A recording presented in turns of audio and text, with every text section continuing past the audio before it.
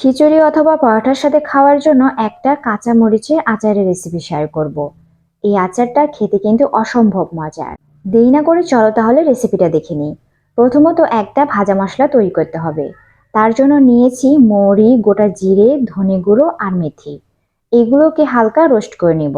এবারে এখানে ফ্রেশ কাঁচামরিচ নিয়েছি, মরিচগুলোকে ধুয়ে টিস্যু দিয়ে মুছে নিয়েছিলাম। কোনো রকমই কিন্তু পানি থাকা যাবে না। তারপরে একটা ধারালো গ্লাস দিয়ে এইভাবে করে ভেঙে নিচ্ছি।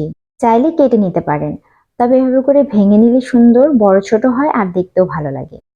আপনাদের কাছে যদি ঝালটা বেশি মনে হয় তাহলে দানাগুলোকে ফেলে নেবেন। তারপরে এই কাঁচা মরিচের মধ্যে অ্যাড করে দিচ্ছি পরিমাণ মতো লবণ আর লেবুর রস, দিয়ে মেখে নিতে হবে। তারপর রেস্টে রেখে দেবো 10 মিনিটের জন্য। এরই মাঝে ভেজে রাখা মশলাগুলো কিন্তু গুঁড়ো করা হয়ে গেছে। এখন এটাকেও কাঁচা মরিচের মধ্যে দিয়ে নিব।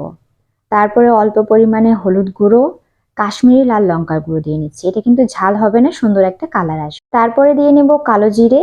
এবারে হালকা গরম সরিষার তেলটা দিয়ে নিব, দিয়ে ভালো করে মাখাতে হবে। আমাদের কাঁচামরিচের আচারটা কিন্তু একেবারে রেডি। এবারে শুকনো একটা কাচের বয়ামে তুলে নিচ্ছি। আচারটা কিন্তু 2-3 দিন কড়া রোদে রেখে দিতে হবে, তাহলেই কিন্তু অনেকদিন সংরক্ষণ করা যাবে। এই কাঁচামরিচের আচারটা কিন্তু পরোটার সাথে খেতে দারুণ লাগে, ট্রাই করে দেখতে পারেন। রেসিপি ভালো লাগলে পাশেই থাকবেন। আবারও দেখা হবে নতুন একটা ভিডিও নিয়ে। টাটা।